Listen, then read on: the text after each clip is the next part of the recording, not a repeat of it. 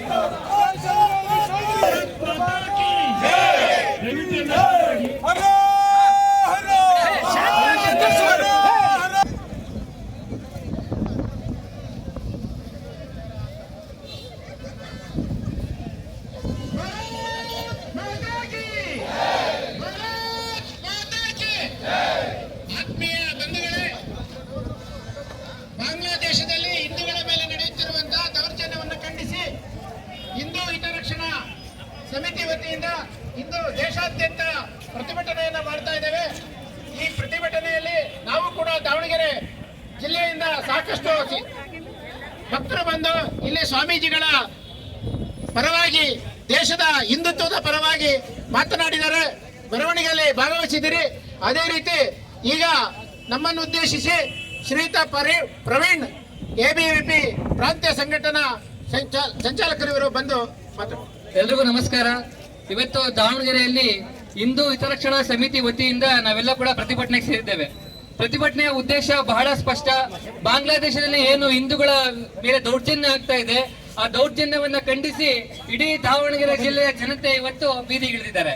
ಹಿಂದೂಗಳು ಅಂತಂದ್ರೆ ಒಂದು ಕಾಲದಲ್ಲಿ ಹಿಂದೂಗಳು ಅಂತಂದ್ರೆ ಜಗತ್ತಿಗೆ ಶಾಂತಿಯ ಸಂದೇಶವನ್ನು ಸಾರಿರುವಂತವರು, ಇವತ್ತಿಗೂ ಕೂಡ ಅದನ್ನೇ ಉಳಿಸ್ಕೊಂಡಿರುವಂತವರು ಹಿಂದೂಗಳು. ಇವತ್ತು ಜಗತ್ತಿನೆಲ್ಲೆಡೆ ಹಿಂದೂಗಳು ವ್ಯಾಪಿಸಿದ್ರು ಕೂಡ ಯಾರ ಜೀವನಕ್ಕೂ ಯಾರ ಜನಜೀವನಕ್ಕೂ ಧಕ್ಕೆ ಬರದೇ ಇರೋ ರೀತಿಯಲ್ಲಿ ಜೀವನವನ್ನ ಸಾಗಿಸ್ತಾ ಇರ್ತಕ್ಕಂಥವ್ರು ಹಿಂದೂಗಳು. ಆದ್ರೆ ಅಂತಹ ಹಿಂದೂಗಳ ಮೇಲೆ ಇವತ್ತು ಭೀಕರವಾಗಿರ್ತಕ್ಕಂಥ ದೌರ್ಜನ್ಯ ಬಾಂಗ್ಲಾದೇಶದಲ್ಲಿ ನಡೀತಾ ಇದೆ. ಅಷ್ಟಕ್ಕೂ ಬಾಂಗ್ಲಾದೇಶ ಆದ್ರೂ ಯಾರ್ದು ದೇಶ ಅದು? ಕಳೆದ 75 ವರ್ಷಗಳ ಹಿಂದೆ ಇದೇ ಭಾರತ ಮಾತೆ, ಅಖಂಡ ಭಾರತ ಮಾತೆಯಿಂದ ಬೇರ್ಪಟ್ಟಂತಹ ಬಾಂಗ್ಲಾದೇಶದಲ್ಲಿ ಇವತ್ತು ತಮ್ಮ ಸ್ವಸ್ಥಾನದಲ್ಲಿ ಹಿಂದೂಗಳ ನೆಮ್ಮದಿಯಿಂದ ಬದುಕಲಿಕ್ಕೆ ಸಾಧ್ಯ ಆಗದೇ ಇರುವಂತ ಪರಿಸ್ಥಿತಿ ನಿರ್ಮಾಣ ಆಗಿದೆ ಅಂತ ಹೇಳಿದ್ರೆ ಇದಕ್ಕೆಲ್ಲ ಯಾರ ಹೊಣೆ ಅನ್ನೋದನ್ನ ನಾವು ಗಂಭೀರವಾಗಿ ಯೋಚನೆ ಮಾಡಬೇಕಾಗಿದೆ. ಹಿಂದೂಗಳಾಗಿ ನಾವು ಈಗಾಗಲೇ ಪಾಕಿಸ್ತಾನ ಮತ್ತು ಬಾಂಗ್ಲಾದೇಶದ ಭೂಭಾಗಗಳನ್ನ ಕಳ್ಕೊಂಡಿದ್ದೀವಿ. ಇವತ್ತು ಅದೇ ಜಾಗದಲ್ಲಿ ಇರ್ತಕ್ಕಂಥ ಕಾರಣ ಆದ್ರೆ ಏನು? ಬಾಂಗ್ಲಾದೇಶದಲ್ಲಿ ಒಂದು ರಿಸರ್ವೇಶನ್ ಸಿಸ್ಟಮ್ ನ ವಿರುದ್ಧ ರೂಪುಗೊಂಡಂತಹ ಹೋರಾಟ, ಒಂದು ರಿಸರ್ವೇಶನ್ ಸಿಸ್ಟಮ್ ನಿಂದ ವಿರುದ್ಧ ವಿದ್ಯಾರ್ಥಿ ಚಳುವಳಿಯನ್ನು ರೂಪುಗೊಳ್ತು. ಆ ವಿದ್ಯಾರ್ಥಿ ಚಳುವಳಿ ಕ್ರಮೇಣವಾಗಿ ಬರ್ತಾ ಒಂದು ಫಂಡಮೆಂಟಲಿಸ್ಟ್ ಚಳುವಳಿಯಾಗಿ ರೂಪುಗೊಳ್ಳುತ್ತೆ. ಅಂದ್ರೆ ಇಸ್ಲಾಮಿಕ್ ಮೂಲಭೂತವಾದಿಗಳ ಕೈಗೆ ಸಿಕ್ಕಂತ ಆ ಒಂದು ವಿದ್ಯಾರ್ಥಿಗಳ ಶಕ್ತಿ ಬಾಂಗ್ಲಾದೇಶದಲ್ಲಿ ಚುನಾಯಿತ ಸರ್ಕಾರವನ್ನ ಬುಡಮೇಲು ಮಾಡತಕ್ಕಂತ ರೀತಿಯೊಳಗೆ ಹೋಗುತ್ತೆ. ಅಂದ್ರೆ ಇಡೀ ಬಾಂಗ್ಲಾ ವಿದ್ಯಾರ್ಥಿ ಶಕ್ತಿಯನ್ನು ನಡೀತಾ ಇದೆ. ಇವತ್ತು ಬಾಂಗ್ಲಾದೇಶದಲ್ಲಿ ನಮ್ಮ ಇಸ್ಕಾನಿನ ಒಂದು ಚಿನ್ಮಯ ದಾಸರನ್ನ ಏನು ಬಂಧನ ಮಾಡಿದ್ದಾರೆ ದೇಶದ್ರೋಹ ಪ್ರಕರಣ ದಾಖಲಿಸಿ, ಅವರು ಮಾಡಿದ ತಪ್ಪಾದರೆ ಏನು? ಇಡೀ ಅವಕಾಶಗಳನ್ನ ಮಾಡ್ಕೊಂಡಿದ್ರು, ಅದೇ ಕೂಡ ತಪ್ಪಾಯ್ತು ಅಂತ ನಾವಿಲ್ಲಿ ಪ್ರಶ್ನಿಸಬೇಕಾಗುತ್ತೆ. ಅದೇ ರೀತಿಯಾಗಿ ನಾವು ಇವತ್ತು ಗಮನಿಸೋದಾದ್ರೆ ಇವತ್ತು ಇಡೀ ಭಾರತ ದೇಶದಲ್ಲಿ ಯಾವ ರೀತಿಯಾದ ವಾತಾವರಣ ಇದೆ ಅಂತ ಹೇಳಿದ್ರೆ, ಇವತ್ತಿನ ದಿವಸ ಏನು ವಿದ್ಯಾರ್ಥಿ ಶಕ್ತಿಯನ್ನ ಬಳಸ್ಕೊಂಡು ಬಾಂಗ್ಲಾದೇಶದಲ್ಲಿ ಸರ್ಕಾರವನ್ನ ಬುಡಮೇಲು ಮಾಡಿದ್ರು, ಅದೇ ರೀತಿಯಾಗಿರ್ತಕ್ಕಂಥ ಪ್ರಯತ್ನಗಳು ಭಾರತದಲ್ಲೂ ಕೂಡ ಆಗ್ತಾ ಇದೆ. ಹಿಂದೂಗಳಾಗಿ ನಾವು ನಮ್ಮೊಳಗಿರ್ತಕ್ಕಂತಹ ಒಂದು ಅಂಜಿಕೆಯನ್ನ ಅಥವಾ ನಮ್ಮಲ್ಲಿರ್ತಕ್ಕಂಥ ಒಂದು ಹತಾಶ ಮನೋಭಾವವನ್ನ ಬಿಡದೆ ಹೋದ್ರೆ ಹಿಂದೂಗಳಾಗಿ ನಾವು ಕೂಡ ಇದೇ ದೇಶದಲ್ಲಿ ನಿರಾಶ್ರಿತರಾಗ್ತಕ್ಕಂಥ ಪರಿಸ್ಥಿತಿ ದೂರ ಇಲ್ಲ. ಅವತ್ತು ಪಾಕಿಸ್ತಾನ, ಇವತ್ತು ಬಾಂಗ್ಲಾದೇಶ, ನಾಳೆ ಭಾರತವು ಕೂಡ ಇಂಥ ಪರಿಸ್ಥಿತಿಗೆ ಬರ್ಬಹುದು.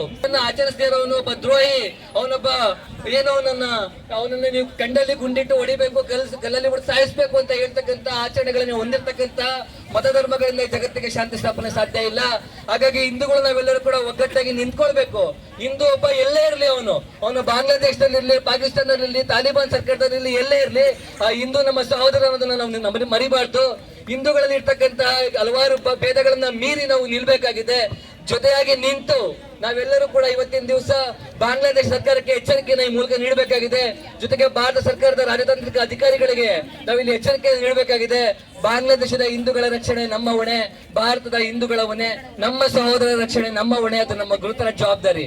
ಹಾಗಾಗಿ ಈ ವೇದಿಕೆ ಮುಖಾಂತರ ನಾವಿವತ್ತು ಎಲ್ಲರಿಗೂ ಕೂಡ ಒಂದು ಎಚ್ಚರಿಕೆ ಸಂದೇಶವನ್ನ ನೀಡಬೇಕು.